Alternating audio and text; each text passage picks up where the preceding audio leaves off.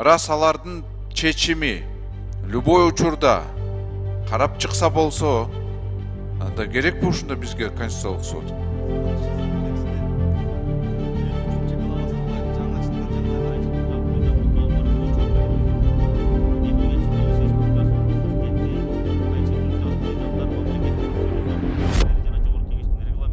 Я говорю о Конституции. Что мы будем делать? Там, где написано четко, что решения Конституционного суда окончательные, обжалованию не подлежат.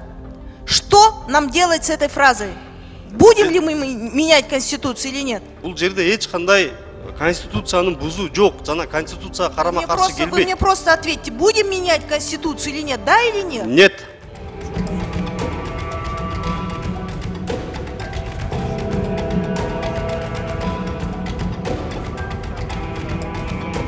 Элибизде коомчулукта аябай чоң резонанс жаратты. Бул абдан кыргыз элине, кыргыз улутуна чоң сокку болду. Бул чечим, мындай чечим болушу мүмкүн эмес болчу биздин өлкөбүздө.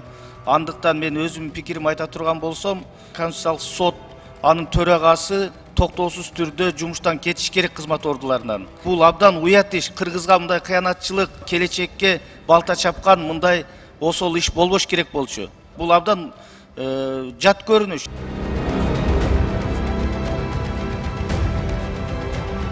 Бул мыйзам долбоор негизи таптакыр Конституциялык сотту жокко чыгарат да. Анан мен үчүн атам мыйзам долбоор өтөт, ошон үчүн докладчикке суроом жок. Бирок биз демократиялык институттарды имитация кылбай эле, жөн эле бири-бирибизди алдабай эле ушул Конституциялык сотту жойбойлу. Мына канча бюджеттен каражат кетип атат да. Андан көрү бир мектеп хотя бы курулат да бир жылда. Ошол ыйгарым укуктарды президенттин администрациясы алып бара берсин, и так эле соттун чечимдери ушул жерде макулдашып эле жүрбөйбү. Алмаз Акунжанович, Конституциялык соттун бюджетти карагылачы канча болуп атат? 50 миллион сомбу, 9 судья, өтө көп.